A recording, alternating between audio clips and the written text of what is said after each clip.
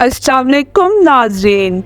दिसंबर 1577 को Francis Drake 5 ships पर 200 से भी कम लोगों के साथ साउथ अमेरिका पर ब्रिटिश कंट्रोल कायम करने के लिए निकला, लेकिन रास्ते में इसके साथियों में फूट पड़ गई। फ्रांसिस ने फूट डालने वाले साथियों को अर्जेंटीना पहुंचकर फांसी दे दी और 2 शिप्स वहां छोड़कर 3 शिप्स पर दोबारा अपने सफर पर निकला। लेकिन स्ट्रेट ऑफ मैगेलन क्रॉस करके अभी वो पैसिफिक ओशन पहुंचा ही था कि इसी दौरान तूफान आ गया और शिप्स आपस में बिछड़ गईं।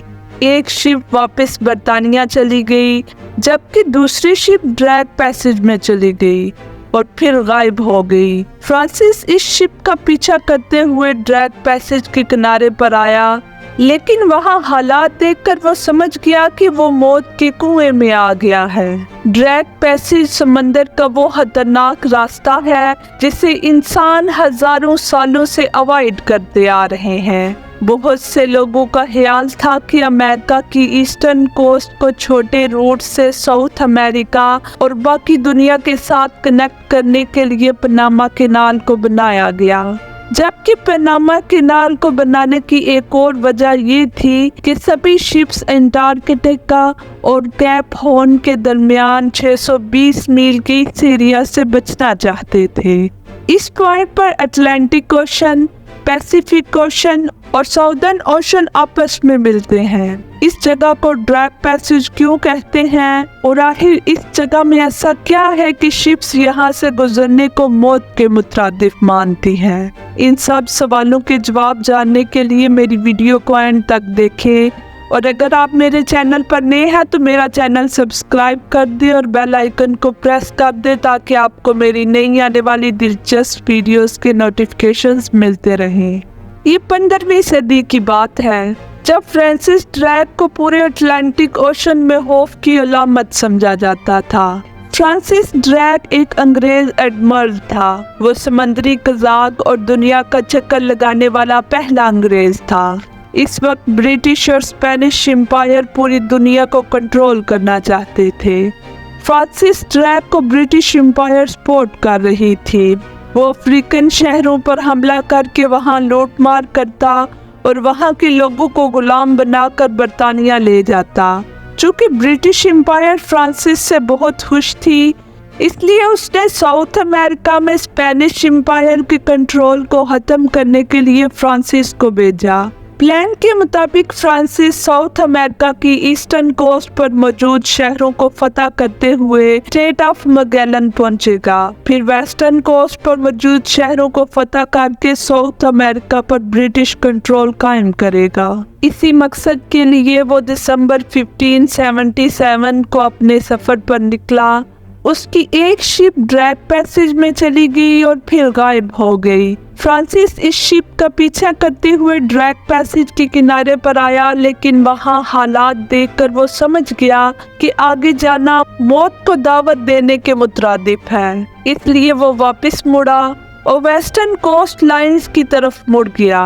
वो इस लाइन पर मौजूद इलाकों में लूट मार करते हुए आगे बढ़ा और सैन फ्रांसिस्को पहुंच गया।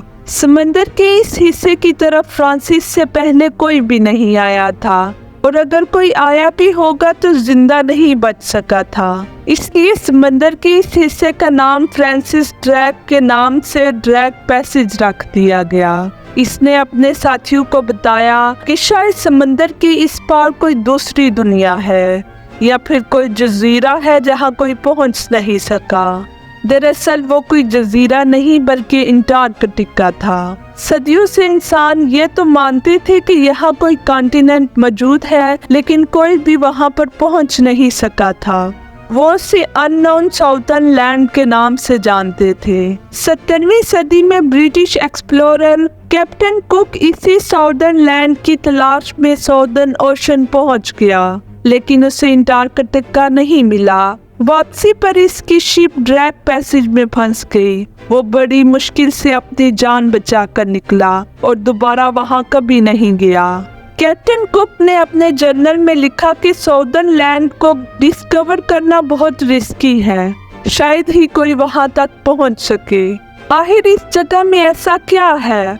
ये इतना खतरनाक क्यों है? ड्रैक पैसेज समंदर का वो पॉइंट है जहां साउथर्न ओशन के ठंडे और अटलांटिक और पैसिफिक ओशन के गर्म पानी आपस में मिलते हैं, जिसकी वजह से यहाँ पानी का फ्लो 200 मिलियन क्यूबिक यार्ड पर सेकंड हो जाता है। पानी के तेज फ्लो की वजह से यहाँ लहरें 60 से 80 फीट तक ऊपर उठती हैं, जो किसी भी शिप के लिए इंतहाई खतरनाक है। समंदर और दर्जा हरारत के मिलाप की वजह से बवड़ भी बनते हैं। इसके एक तरफ अंटार्कटिका है तो दूसरी तरफ बेरहम समंदर, इसलिए अगर इस जगह पर आपके साथ कोई हादसा हो जाता है तो वो बहुत खतरनाक होगा, जिसकी वजह से कोई भी इस तरफ जाना पसंद नहीं करता था।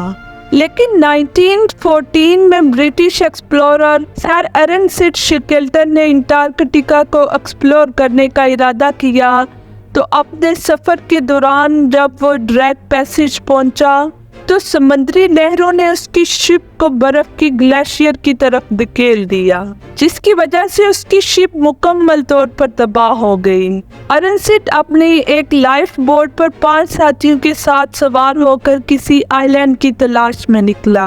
1 महीने के कठिन सफर के बाद वो साउथ जॉर्जिया आइलैंड पहुंच गया। इसने इस सफर के बारे में लिखा कि समंदर का ये हिस्सा इंतहाई खतरनाक है। हमारा इस आइलैंड पर पहुंचना किसी मोर्चे से कम नहीं था। नाज़रीन, इस जगह पर ऐसे बहुत से वाक़यात हो चुके हैं। मॉडर्न टेक्नोलॉजी के आने की वजह से पुराने दौर की तरह के एक्सीडेंट तो कम हो गए, लेकिन फिर भी शिप्स वहां से गुजरने से कतराती हैं। वो ड्रैक पैसेज के रास्ते से गुजरने की बजाय स्ट्रेट ऑफ मैगेलन के तंग रास्ते से गुजरना पसंद करते हैं। हालांकि स्ट्रेट ऑफ मैगेलन से गुजरना भी आसान काम नहीं है, यहाँ भी मौसम अनप्रिडिक्टेबल होता है, लेकिन फिर भी ड्रैक पैसेज के मुकाबले में ये रास्ता सेफ है। पैनामा कैनाल के आने के बाद से ये रास्ता तकरीबन वीरान हो गया है। ड्रैक पैसेज दुनिया के नो गो एरिया में से एक है। अंटार्कटिका की बर्फ जब पिघलती है तो ड्रैक पैसेज ही वो पॉइंट है जिसके जरिए पानी बाकी समंदरों में जाता है। वीडियो पसंद आई हो तो लाइक और शेयर कर दें।